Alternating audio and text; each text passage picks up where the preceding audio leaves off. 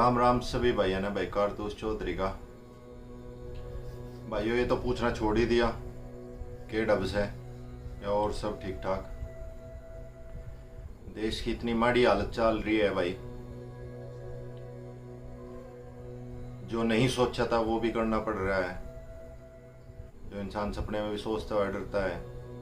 और आप समझ पा रहे होंगे मैं किस बारे में बात करने का प्रयास कर रहा हूँ कि भाई अपने घर में से कोई अर्थी लेकर निकलने की अगर विचार भी आता है दिमाग में तो भाई घबरा जाता है इंसान, नर्वस हो जाता है, पसीना आ जाता है।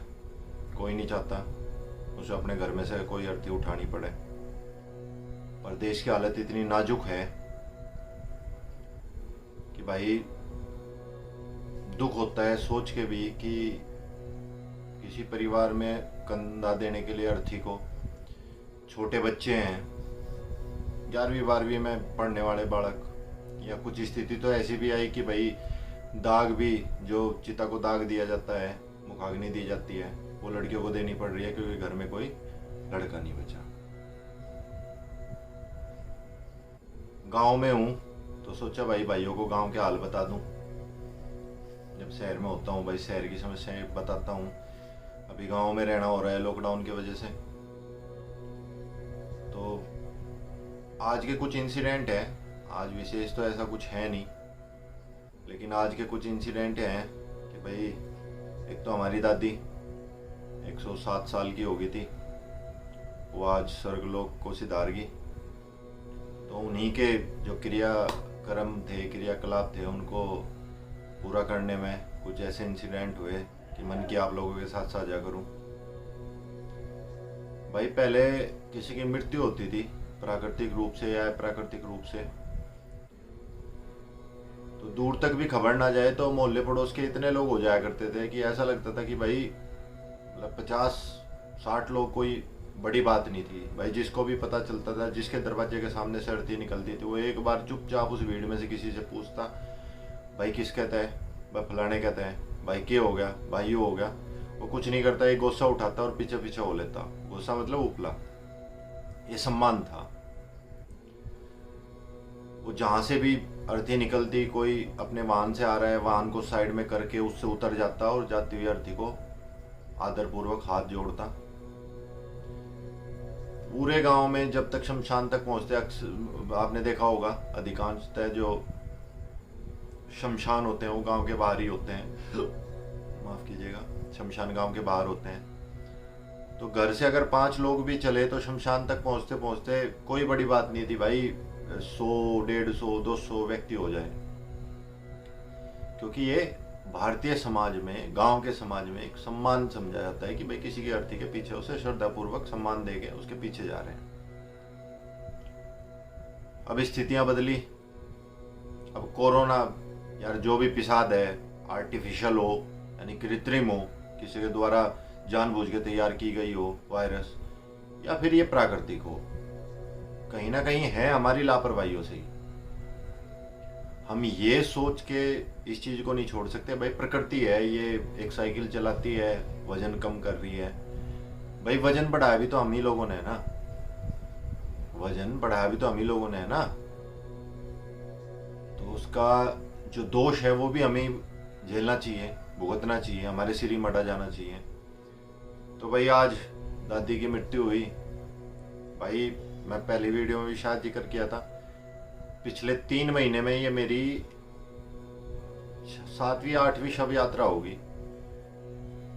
ये कंधे दुखते हैं भाई, मेरी आदत है, एक बार अगर अर्थी के नीचे कंधा दे लिया तो भाई शमशान तक ही छोड़ के आता हूँ, छोड़ता हूँ, ले जाके उतारता हूँ कंधे से। ये दुखते हैं भाई 2-3 दिन तक।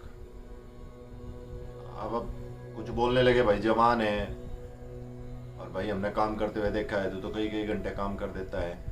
भाई काम कर देता हूँ, लागू हूँ काम का, खूब काम करता हूँ, क्योंकि शरीर कहीं ले जाना नहीं है तो यहीं राख होना। उसके बावजूद कंधे दुखते हैं भाइयों, क्योंकि केवल शारीरिक दबाव ही नहीं, मानसिक दबाव भी एक चीज होती है। आज जब घर से चले, पीछे रहे होंगे करीब 8-10 व्यक्ति। कोरोना का टाइम है, उनमें से कुछ नॉर्मल मतलब इन्फेक्टेड नहीं है, बुखार है, टाइफाइड हो रखा है, वायरल ज़्यादा चल रहा है, टाइफाइड ज़्यादा चल रहा है, लेकिन कमज़ोर हैं, क्योंकि बुखार आज के टाइम पे क्या हो रहा है कि सारे दम निकाल देता है। भाई उनको भी नहीं बोल सकते कंधा के लिए, तो हम घर से ऐसे चले होंगे, 8-10 व्यक्ति चले होंगे भाई। लेके चले तो रास्ते में पुलिस की कार मिली। पुलिस वाले भाई वो भी हमारे बीच से ही हैं। उन्होंने एक सम्मान सज्जनता का प्रतीक दिया, सभी गाड़ी से निकले, टोपियाँ उतारी, खड़े हो गए, हाथ भी जोड़े, आगे चले भाई। जहाँ से चले थे और जब जहाँ शमशान तक जाते चले गए, वहाँ लोगों ने पूछा, लेकिन हिम्मत किसी की नहीं हुई बाहर निकलने की। ये उनका दोष नहीं है, हिम्मत किसी की नहीं हुई बाहर निकलने की। सब आदरपूर्वक, कोई लेटा हुआ था रास्ते में, किसी भी जाति धर्म का हो, कोई बैठा हुआ था, कोई बात कर रहा था, भाई सब चुप। शमशान तक गए। शमशान के बाहर एक छोटा सा मंदिर बनाया हुआ है, वहाँ पे एक व्यक्ति रहता है। तो बातों बातों में उसने बताया कि भाई साहब हालत ये है, आपके गांव के पूरे के शमशान एक है और डेली प्रतिदिन 4-5 कॉमन है चिताएं जलनी। भाई थोड़ा समझ में आया चीजें कि किस हद तक ये अंदर तक घुस चुका है कोरोना। कम्युनिटी, सामुदायिक स्तर पर, कम्युनिटी लेवल पर स्प्रेड होना शुरू हो गया है। अंदर गए, अभी मुश्किल 21 अप्रैल की बात है, फादर साहब थे हमारे पिताजी, उनको जब उसी शमशान में मुखाग्नि दी तो देखा था कि जो चिताएं थी जो मतलब शांत हो चुकी थी, वो करीब ऐसी रही होंगी 5-7 के आसपास। और इनका ये भी होता है भाई, राख के ऊपर पानी गिर जाए तो वैसे ही ज़मीन पे बैठ जाती है, और कुत्ते होते हैं शमशान में, वो उसमें बैठ जाते हैं जब ठंडा लगता है या हवा चलती है तो उसमें उड़ जाता है। लेकिन जो एक मोटा मोटा सा ढेर इकट्ठे हो रखे थे वो 10 के आसपास रहे होंगे जब पिताजी को लेके गया। अभी दादी जी को लेके गया तो भाई देखा, मतलब जलाने के लिए भी, चिता तैयार करने के लिए भी जगह ढूंढनी पड़ी। हालत ये है, क्या बुजुर्ग क्या जवान, भाई सब जा रहे हैं। सबकी आंखों का पानी सूख चुका है। एक सूखता है बेशरम हो के, भाई यहाँ शर्म में भी आंखों का पानी सूख चुका है। क्या ही तो अपने को रोले, क्या ही दूसरे को रोले, क्या सगे संबंधी को रोले। हर कोई अपना बचाव कर रहा है, करना भी चाहिए। गए, क्रियाकलाप पूरे किए, घर आए, तो भाई किसी को जबरदस्ती तो की नहीं जाती ऐसे उस पे, और करनी भी नहीं चाहिए। तो सभी मतलब रिलैक्स थे चीज़ों को लेके कि भाई ठीक है, सभी ने हाथ मुंह धोए साबुन से अच्छी तरीके से। फिर 2-4 व्यक्ति बैठते हैं बाद में, तो ऐसी बातें होने लगी, तो पता चलने लगा गांव में हर मोहल्ले से। खुद मैं अपने मोहल्ले की बताऊं, पिछले 3 से 4 महीने में 20वीं मौत थी हमारे मोहल्ले में। सभी कोविड से नहीं थी, और कोविड से तो मुझे पता भी नहीं कोई होगी। कैंसर था, प्राकृतिक था, ऑर्गन फेलियर था, यही सब रीज़न रहे। हमारी दादी भी कोविड से नहीं गई हैं, प्राकृतिक है, 107 वर्ष की हो चुकी थी। लेकिन अब एक मोहल्ले में पता चला कि 1-2 घर में केस भी शुरू हो गए कोविड के आने। गांव में पता चला कि गांव में करीब 60 मौतें हो चुकी हैं, मृत्यु हो चुकी हैं पिछले 3 से 4 महीने में। भाई इससे गंभीर हालत क्या होगी कि हमारे जो जवान बच्चे हैं, हम 12वीं तक, मैं अपनी बताऊं, मैं 12वीं तक कभी शमशान घाट नहीं गया, घर वालों ने जाने भी नहीं दिया ना, मुझे आवश्यकता पड़ी। गया तो शमशान का जो था उसके बाहर रुका और वहीं से फिर वापस हो लिए सबके साथ में। आज मैंने देखा मेरे साथ में मेरा भाई भतीजा भी था, 11वीं क्लास में पढ़ता है। आज मजबूरी होगी उसके कंधे पर हाथ रख के ये बताना, बेटा जैसे हम कर रहे हैं ना चिता को तैयार, सीख ले।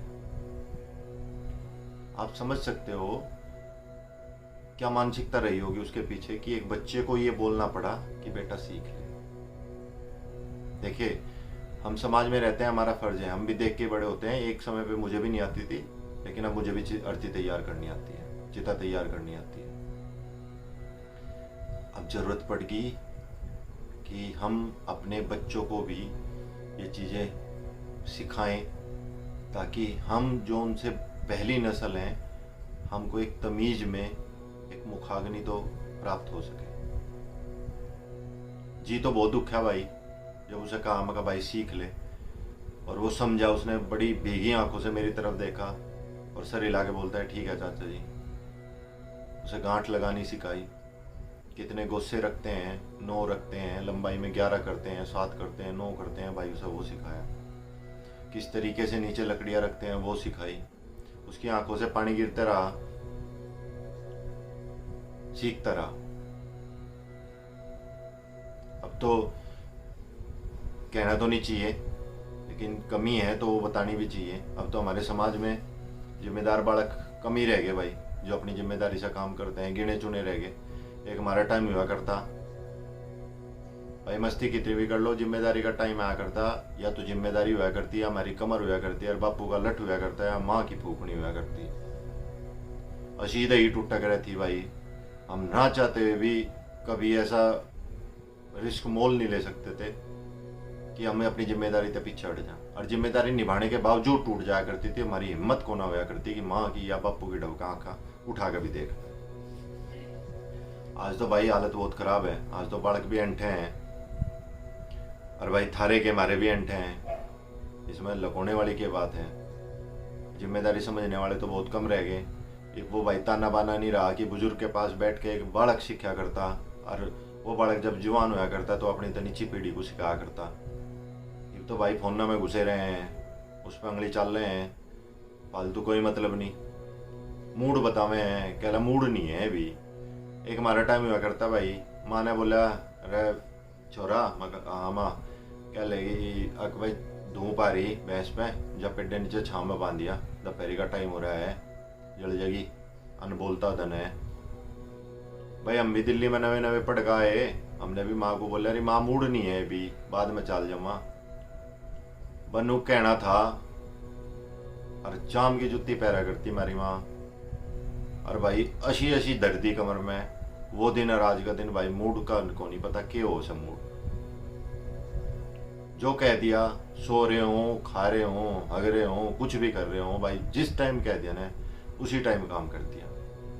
अरे भी मार दे, पड़े हाथ कांपते हो हमारी माँ के, ये भी दर्द है, और कसूता दर है भाई, ट्यूबलाइट से जड़े हैं अंकन है।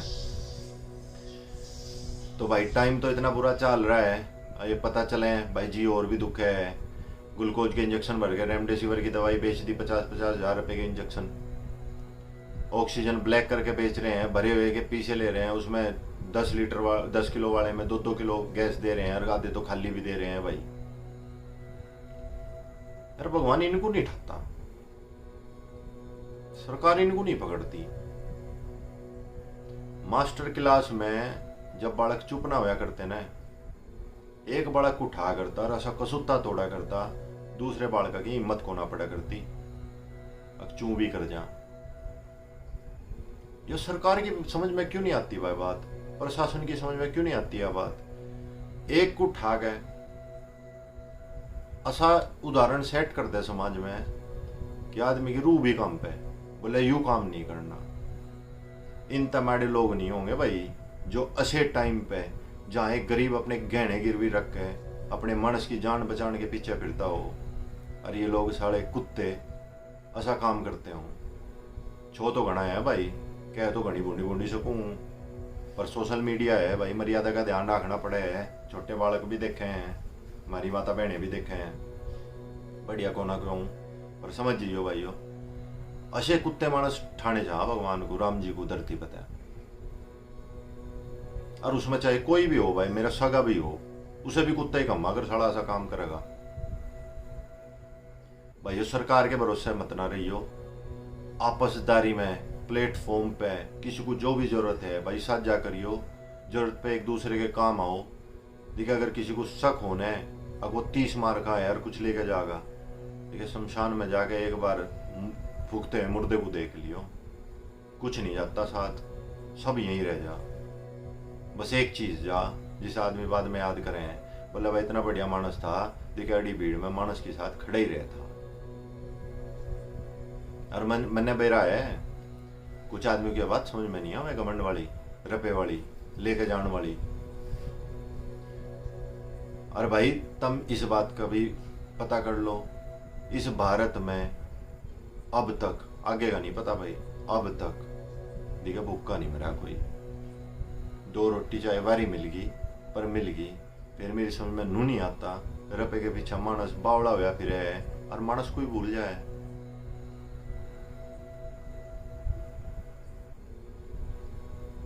भाइयों जितनी मदद हो सके, मैं ये नहीं कह रहा वहां उपस्थित होकर मदद करो, बहुत से ऐसे भी तरीके हैं, बहुत से ऐसी भी जरूरतें पड़ जाती हैं जहां आपका उपस्थित होना जरूरी नहीं है, आपके लिंक काम आ जाते हैं।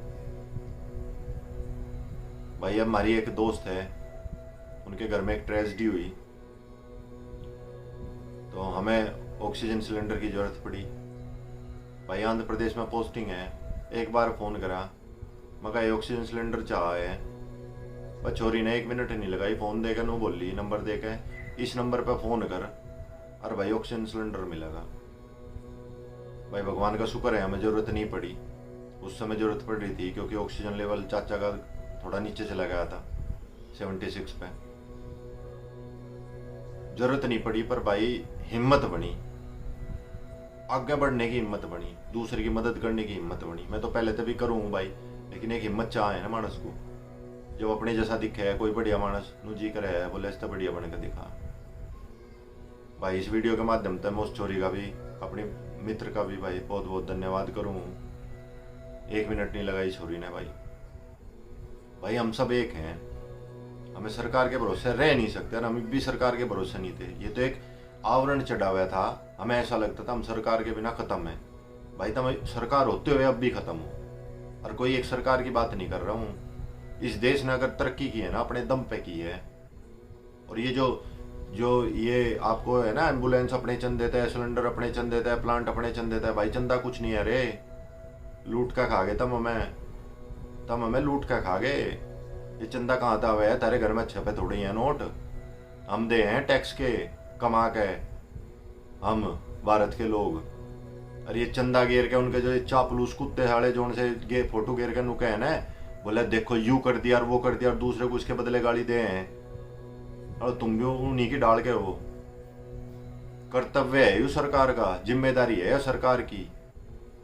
परोपकार करना तो वो हो कि 1 रुपया ना ले या एक भी आसान ना ले, और उसके बाद वो देता रहे। जैसे पेड़ पूरी जिंदगी ऑक्सीजन देता है, क्या लेता है तुमसे, वो है परोपकार। एक साधु समाज में अच्छा ही फैला हुआ है, केले है, 2 वक्त की रोटी ले है।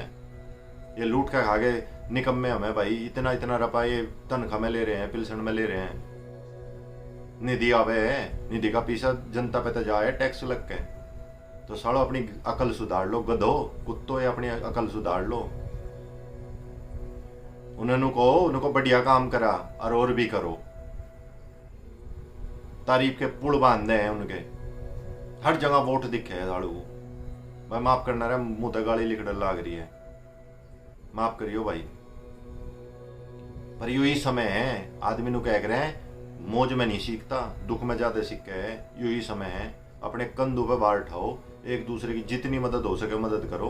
और जब ये देश संकट में तले कट जाना, सरकारों की घंटी पकड़ कर उन पता जवाब मांगो, उनको के करायो, के नाश कराया देश का। पहली लहर के बाद में इन्हें अकल नहीं आई, सेकंड लहर के लिए तैयार नहीं हुए, तीसरी लहर में अगर हमारे बालक संक्रमित होने शुरू हो गए ना, ध्यान रखो के मंजर होगा, थारे हाथों में थारे बालक रह जाएंगे। अगर यही हालत रही तैयारी की, उस टाइम याद आवेगी आगे पीछे की सारी। विपदा का टाइम है भाई, विपत्ति का टाइम है, पूरी तो सावधानी बरतो। कोविड का आगे कोई जाति कोई धर्म कुछ नहीं है भाई, पूरी तो सावधानी बरतो कोरोना में, जिसे पूरी का आग्रह है।